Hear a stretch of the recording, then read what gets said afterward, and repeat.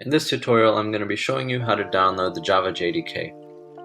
So what you have to do is in your browser, you have to search Java JDK download. We're going to click on the first link, and we're going to go here and click the JDK download. So here it gives you a bunch of information about it, and in this case we're going to be downloading the version for Mac OS since I'm on Mac. If you have a Windows device, click on this link and you will download the Windows version.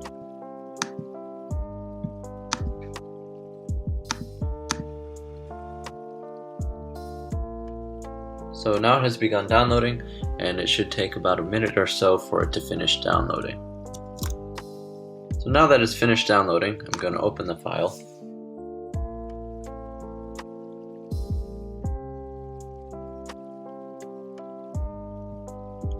And here we open, and we'll continue through all this. We will install this, and here is where, if you have some trouble, you just need to input your admin password.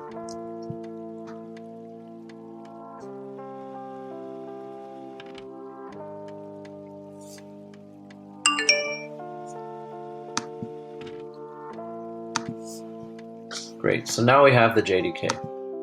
Thank you for watching. Hello, in this tutorial I'm going to be showing you how to download Eclipse. So the first step we're going to do is open up Chrome and Google Eclipse download.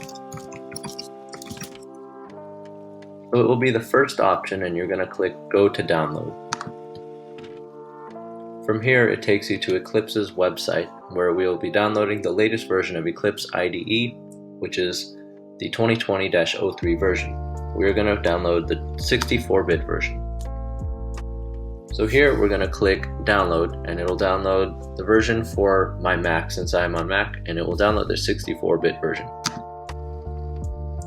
From here it'll take about a minute to download. So now that Eclipse has finished downloading, I'm going to open the file.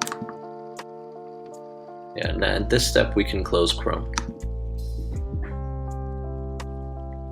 So now it takes you to the Eclipse installer, where we'll click the Eclipse installer icon.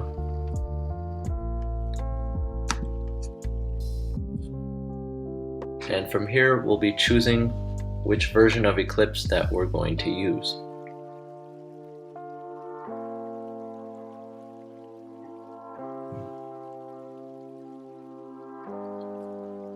So here it offers a bunch of different versions, but for our purposes we're going to be downloading the default version, which is the Java developers version. So this should take a little bit longer than it took for the file to install, but it is relatively fast. Now that it's finished installing, we are going to launch the file.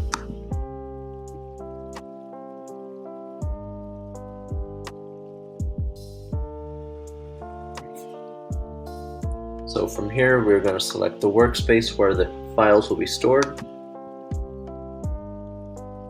And now it'll show a welcome page, and we are ready to start coding.